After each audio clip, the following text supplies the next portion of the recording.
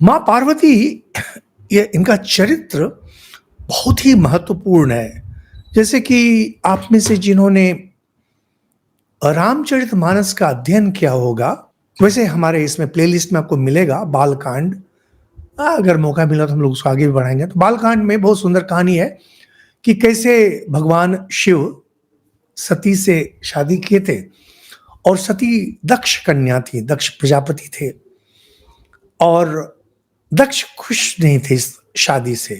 एक बहुत बड़ा यज्ञ कर रहे थे, उन्होंने सती को नहीं बुलाया, तो सती स्वयं गई। शिवजी ने मना किया था।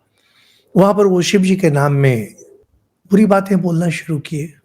सती से नहीं सहा गया, उन्होंने योग बल से अपना देह त्याग कर दिया।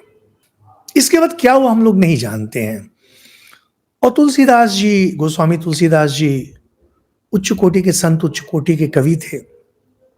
उन्होंने बहुत सुंदर तरीके से इस कथा में जो एक रिक्तता थी, एक खालीपन था, सूनापन, उसे भर दिया।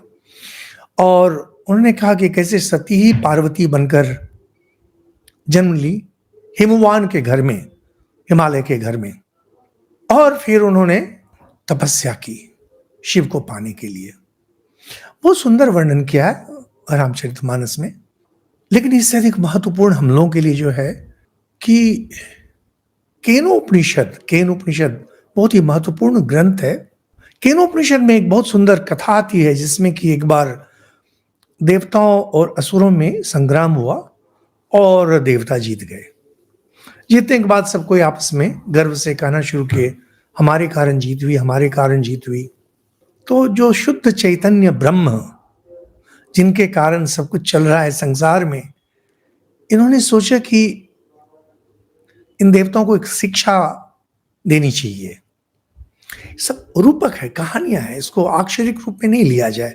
हमारे हिंदी भाषी जो भाई बहन हैं, ये लोग रामचरितमानस को आक्षरिक रूप से ले लेते हैं, जो ठीक नहीं है। धर्म इसमें डगमगा जाता है। ये सब कथा कहानियां हैं। कथा कहानी को कथा कहानी के रूप में रखना चाहिए। तत्व, धर्म का मूल है तत्व, तत्व के बाहर नहीं जाना चाहिए। तत्व के बाहर जो भी कहानी है वही सही है, ठीक है। तो हठात देखते हैं सामने एक विचित्र सा कोई जीव जंतु है, तो सब जानना चाहते हैं क्या है। अग्नि देवता गए, वायु देवता गए, और अंत में इंद्र। तो उसके सामने से यक्ष गायब हो गए। यक्ष माने जिसको जाना नहीं जा सके, उस अर्थ में है।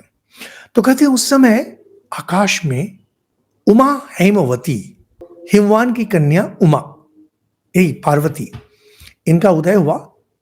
और जिन्होंने इंद्र को शिक्षा दी, यह जो यक्ष था यह ब्रह्म था। यानी ईश्वर की शक्ति से ही तुम शक्तिमान हो। तुम्हारी अपनी कोई शक्ति नहीं है। तुम्हारी अपनी क्या क्षमता, किसी की भी क्या क्षमता होगी। उमा हेमवती इसलिए बहुत ही महत्वपूर्ण दैवी चरित्र है हिंदू शास्त्र में, क्योंकि केनोपनिषद, उपनिषद में उनका वर्णन आता है।